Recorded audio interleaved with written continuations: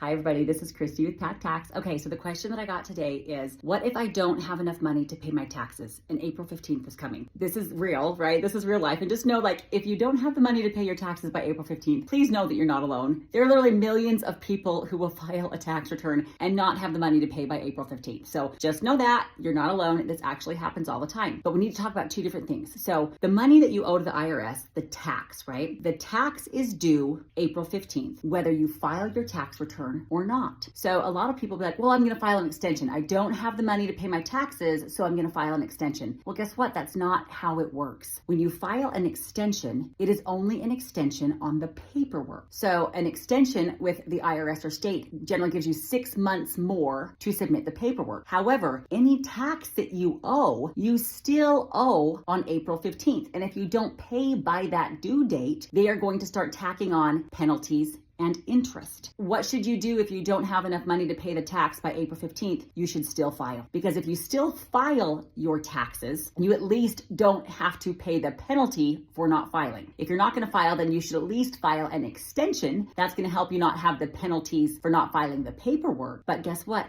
The money is still due. Filing an extension does not give you more time to pay. So really, like, an extension is fine if, like, you really don't have all the data, you're just waiting on a K-1, you're waiting on a 1099, you can't get all the documents together, sure.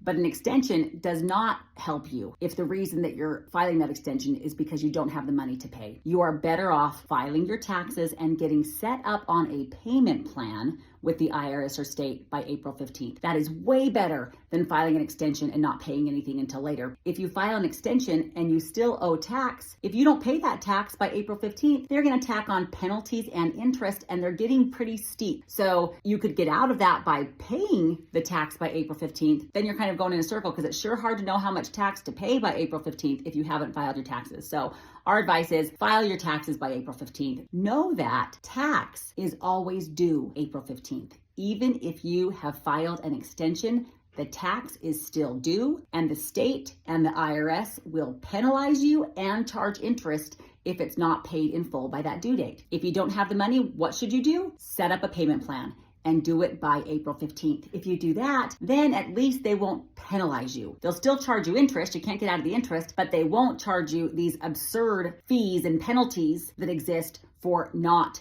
paying and not filing on time.